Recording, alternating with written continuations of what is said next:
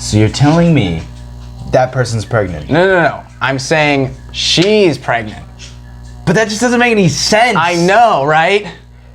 Well, in other news, my name's Baron. And I'm Justin. And this is Sorta Pop.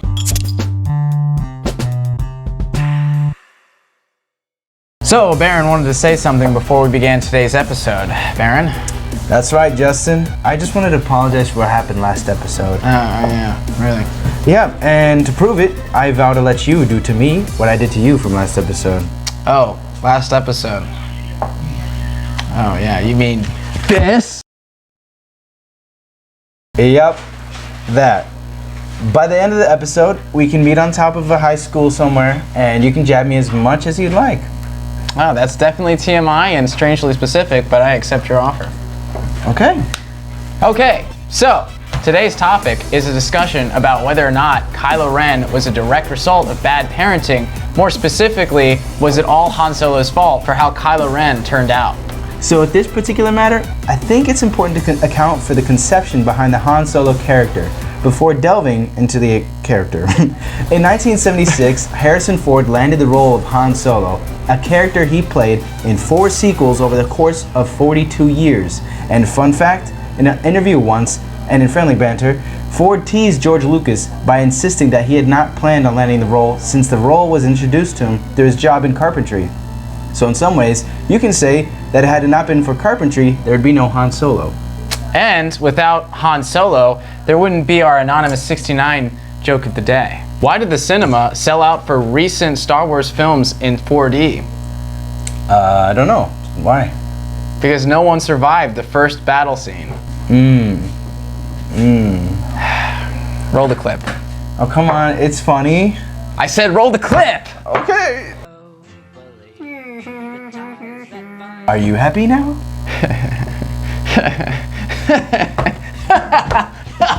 Don't everybody thank me at once. Anyways, throughout each film, there's an inherent personality type associated with Han Solo that never changes.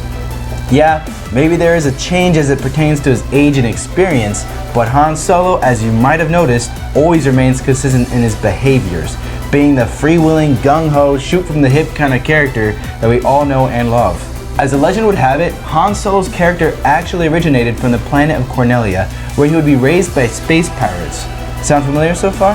Well, maybe it is, and maybe we might just hit that point in future episodes.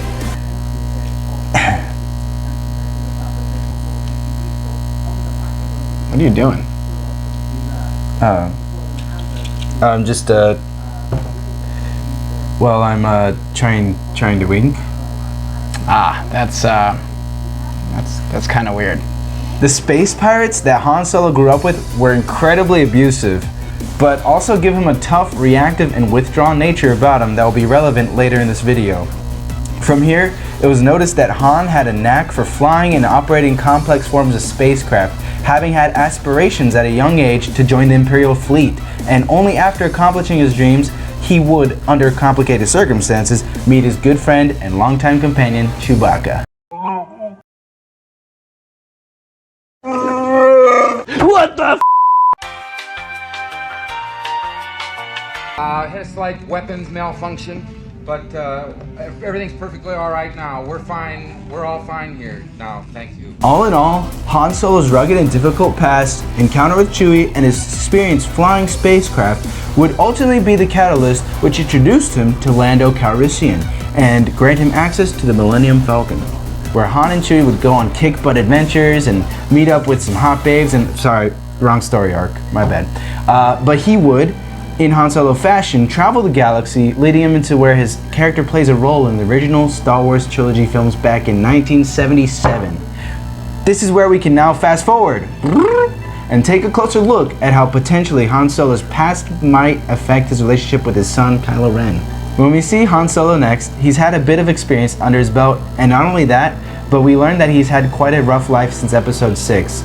Proof of this can be observed through the loss of the Millennium Falcon, and due to someone stealing it, and then getting caught up in a three-way sparring, not that kind of three-way, sparring match between 3 different gangs all in one scene. But what is more so increasingly evident is the complex relationship he has with Leia, and with his son Kylo. Later in episode 7, we learned that the reason the relationships are so complicated is due to Kylo joining the dark side after a freak incident with Luke. We know that this event has impacted Han because of how he interacts with Leia during the BB-8 secret reveal of Luke's location. When Leia and Han finally talk about Kylo, there's a moment where you can see how painful this conversation is for Han, who believes that his son is far from saving, up until Leia reveals her belief that there is still good in him. This introduction of Solo and his conversation with Leia is important because it implies a couple things about Han. Don't get me wrong, we have a lot of good things to say about Han, but there certainly are challenges to his character as well. Hang on. Don't be talking about my man's Hans like that. Oh, come on. You only like Han Solo because you like Harrison Ford. That's not true. Harrison, I love you. We love Han Solo because he's gritty, adventurous, and fun, but few times do we ever consider some of his other qualities, some of which being his rebellious side, his self-centered tendencies, and his slight egotism. Sound like someone else we know? But Han did it first. It's because of these negative tendencies that might have led to the increased possibility that Kylo had such a complex character himself.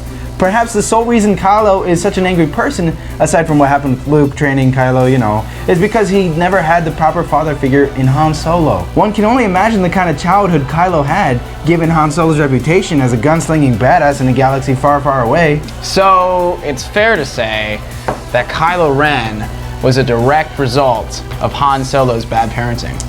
Well, technically yes. Due to the nature of Han's past poor habits and behaviors, it is fair to say that Kylo Ren is the product of Han Solo's bad parenting choices, which also ultimately leads to his own demise in The Force Awakens. But if we really want to get technical about it, we could also bring up the fact that Snoke has played a partial role. Enough talk! Time for revenge.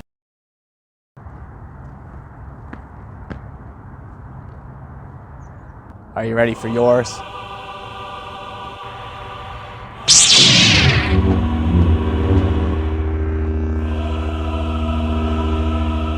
I know what I have to do, but I don't know if I have the strength to do it.